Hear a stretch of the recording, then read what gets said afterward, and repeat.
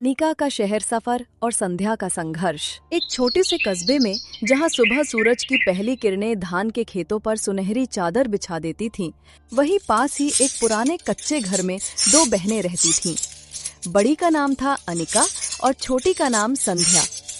अनिका बचपन से ही तेज तर्रार, सपनों से भरी और आत्मविश्वासी लड़की थी। उसे लगता था कि जिंदगी सिर्फ घर और गांव तक सीमित नहीं है। वो हमेशा कहती, एक दिन मैं अपने सपनों को उड़ान दूंगी और दुनिया देखेगी कि एक गांव की लड़की भी आसमान छू सकती है। वही संध्या बिल्कुल अलग थी। वो नर्म स्वभाव की, दयालु और परिवार के लिए समर्पित रहने वाली लड़की थी। उसके लिए घर ही उसकी दुनिया था। माँ के कामों में हाथ पटाना, पिता का ख्याल रखना और गांव के लोगों की मदद करना उसे सबसे बड़ा सुख देता था। गांव के लोग अक्सर कहते, देखो कैसी जोड़ी है, एक चिड़िया आसमान छूने को तैयार है और दूसरी नीड संभालने को। लेकिन इन दोनों बहनों में अपार प्रेम था। चाहे कितने भी अलग हों, पर एक दूसरे की मुस्कान के लिए सब कुछ कर जाती। समय बीतता गया, बहनें बड़ी हुईं, सपने भी बड़े हुए। अनिका की आंखों में शहर की चमक थी। वो पढ़ लिखकर अफसर बनना चाहती थी। दूसरी ओर संध्या चाहती थी कि अनिका अपने सपनों तक पहुंचे, भले ही इसके लिए उसे खुद कुछ त्याग करना पड़े। गांव के प्राइमरी स्कूल से पढ़ाई पूरी करने के बाद अनिका की नजरें अब कस्बे के बड़े स्कूल की ओर थीं। वहाँ पढ़ाई का स्तर ऊंचा था और प्रतियोगी परीक्षाओं की तैयारी भी होती थी। लेकिन समस्या ये थी कि उस स्कूल की फीस और किताबों का खर्चा गरीब परिवार के बस का नहीं था। पिता खेत में मेहनत करते, माँ घर के कामों में जुटी रहती। जितना भी अनाज उपजता, वही घर का गुजारा चलाने के लिए काफी मुश्किल से पड़ता। अनिका ने एक दिन झिझकते हुए पिता से कहा, बाबा, मैं कस्बे वाले स्कूल में पढ़ना चाहती हूँ। वहाँ से पढ़कर ही मैं अपने सपनों को पूरा कर सकती हूँ। पिता ने उदासी से कहा, बेटी, तुम्हारी चाहत बहुत बड़ी है, लेकिन जेब छोटी है। मैं कैसे कर पाऊंगा? इतना सुनते ही संध्या आगे आई।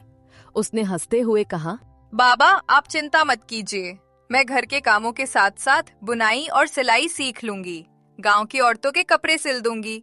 जो भी कमाई होगी वही दीदी की पढ़ाई में काम आएगी। पिता ने भावुक होकर दोनों बेटियों को गले लगा लिया। मेरी बेटियां मेरा मान है। तुम्हारे सपनों में मैं रुकावट नहीं बनूंगा। कुछ ही दिनों में अनिका कस्बे वाले स्कूल में दाखिला ले ली। रोज सुबह 5 किलोमीटर पैदल चलकर कस्बे तक जाना और शाम को थकी हुई हालत में लौटना उसका नियम बन गया। लेकिन चेहरे पर थकान की जगह जोश चमकता रहता। गांव की औरतें अक्सर कहती, देखो अनिका कितनी लगन से पढ़ती है, जरूर बड़ा काम करेगी। वही संध्या घर में माँ की मदद करती, खेतों के छोटे मोटे काम भी सीख गई थी। धीरे धीरे उसने सिलाई का काम भी शुरू कर दिया। उसकी मेहनत से घर का खर्चा थोड़ा आसान हो गया। रात को जब अनिका पढ़ाई करती, संध्या उसकी किताबें संभालती और दीपक के नीचे बैठकर उसे चाय बना देती।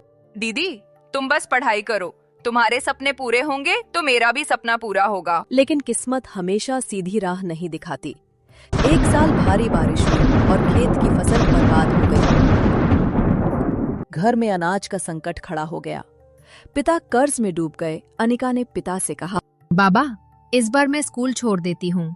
अभी घर की हालत संभालना ज्यादा जरूरी है। लेकिन संध्या ने दृढ़ स्वर में कहा, नहीं दीदी, अगर तुमने पढ़ाई छोड़ी तो ये मेहनत, ये त्याग सब व्यर्थ हो जाएगा। खेत की फसल चाहे डूब जाए, पर तुम्हारे सपने नहीं डूबने चाहिए। संध्या ने और मेहनत शुरू कर दी। वो दिन रात सिलाई करती, गांव की औरतों के कपड़े दुरुस्त करती और छोटे बच्चों को पढ़ाने लगी। धीरे धीरे थोड़ी थोड़ी कमाई होने लगी। अनिका की पढ़ाई जारी रही। कस्बे वाले स्कूल में अनिका का नाम रोशन होने लगा। हर परीक्षा में वो अव्वल आती। उसके अध्यापक भी उससे प्रभावित हुए। एक अध्यापक ने तो यहाँ तक कहा, अनिका, अगर तुम इसी तरह पढ़ाई करती रही तो एक दिन अफसर बनकर अपने गांव का नाम रोशन करोगी। ये सुनकर अनिका की आंखें चमक उठीं, लेकिन उसी समय उसका मन संध्या की ओर चला जाता। ये सब तो संध्या की वजह से हो रहा है। अगर वह त्याग न करती तो मैं कभी यहाँ तक नहीं पहुँच पाती। इस तरह दोनों बहनों का सफर जारी रहा। एक सपनों को पंख देने में लगी थी और दूसरी उन पंखों को संभालने के लिए जमीन पर मजबूती से खड़ी थी। लेकिन असली कहानी तो तब शुरू होती है जब अनिका की पढ़ाई पूरी होकर शहर का दरवाजा खोलती है और संध्या गांव में एक ऐसे मोड़ पर खड़ी हो जाती है जहां उसे सबसे बड़ा त्याग करना पड़ता है। अनिका का शहर सफर और संध्या का संघर्ष। अनिका ने कस्बे वाले स्कूल की पढ़ाई शानदार तरीके से पूरी की। अब बारी थी आगे के बड़े सफर की, शहर जाकर कॉलेज में दाखिला लेने की। लेकिन ये आसान नहीं था। शहर का खर्चा, हॉस्टल की फीस, किताबें, सब कुछ इतना महंगा था कि पिता ने हाथ जोड़ लिए। पिता बोले, बेटी, तुम्हारी मेहनत को मैं रोकना नहीं चाहता, लेकिन हालात साथ नहीं दे रहे। गांव में खेती की हालत बिगड़ चुकी है। जो थोड़ी बहुत कमाई है उससे तो बस घर चल पाता है। अनिका का दिल टूट गया। उसे लगा शायद अब उसका सपना अधूरा रह जाएगा। लेकिन तभी संध्या ने हाथ पकड़कर कहा, दीदी तुम चिंता मत करो, मैं घर का सारा बोझ उठा लूंगी। तुम शहर जाओ और अपनी पढ़ाई पूरी करो। अनिका ने घबरा कर कहा, पर संध्या, तुम्हारा क्या होगा? तुम अपनी जिंदगी मेरी वजह से क्यों बिगाड़ रही हो? संध्या मुस्कुराई। दीदी मेरी जिंदगी तो तुम्हारे सपनों से ही जुड़ी है। जब तुम आगे बढ़ोगी तो वही मेरी खुशी होगी। मुझे यही संतोष है कि मैं तुम्हारे लिए रास्ता बना रही हूँ। कुछ दिनों बाद गांव के बुजुर्गों की मदद से और संध्या की सिलाई बुनाई की कमाई जोड़कर अनिका शहर के कॉलेज में दाखिला ले सकी। जिस दिन वो गांव से विदा हुई, संध्या ने आंखों में आंसू छुपाते हुए उसका बैग थमाया। दीदी ये तेरी नई शुरुआत है, याद रखना यहाँ गांव में मैं तेरे सपनों की रखवाली कर रही हूँ। अनिका रोते हुए बोली, तुम सबसे बड़ी हो संध्या।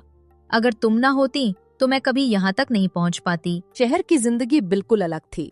यहाँ तेज रफ्तार, चमक धमक और प्रतिस्पर्धा हर कदम पर दिखाई देती। अनिका को शुरू में डर लगा, लेकिन उसने अपने लक्ष्य को कभी नहीं छोड़ा। वो दिन रात पढ़ाई में जुटी रही। कॉलेज में उसके दोस्त बने, लेकिन कई बार लोग उसका मजाक भी उड़ाते। गांव से आई है, देखो कैसी सादी रहती है। लेकिन अनिका ने सब अनसुना कर दिया। उसे याद था संध्या ने कितने त्याग किए हैं। अगर मैं हार गई तो ये उसके बलिदान का अपमान होगा। उधर गांव में संध्या अकेली सब संभाल रही थी। माँ बीमार रहने लगी, पिता का कर्ज बढ़ता गया। अब खेतों का बोझ भी संध्या पर आ गया। वो दिन में खेतों में पसीना बहाती और रात को सिलाई करती। गांव वाले कई बार कहते, संध्या, तू तो अपने हिस्से की जिंदगी भूल गई है, क्यों इतना बोझ उठा रही है? वो बस मुस्कुराकर कहती, मेरी जिंदगी दीदी की सफलता में है।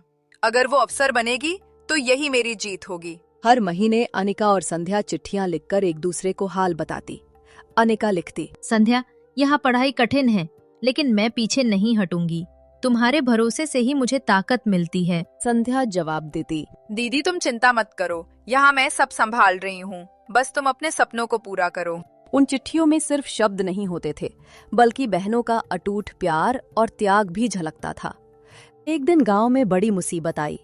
पिता बीमार पड़ गए और डॉक्टर ने कहा कि इलाज शहर में ही संभव है। लेकिन इलाज का खर्चा बहुत ज्यादा था। संध्या ने मन ही मन ठान लिया, मैं किसी भी हालत में ये पैसे जुटाऊंगी। उसने अपने गहने तक बेच दिए जो माँ ने उसकी शादी के लिए संभाल कर रखे थे। गांव वाले दंग रह गए। संध्या, तूने अपनी शादी के गहने भी बेच डाले। वो बोली, मेरी शादी तो बाद में होगी, पर मेरे बाबा की जान अभी बचानी है। पिता का इलाज हो गया, लेकिन इस बलिदान से संध्या का भविष्य और अधर में लटक गया। फिर भी उसने कभी शिकायत नहीं की। उधर अनिका को जब ये खबर मिली तो उसकी आंखों में आंसू आ गए।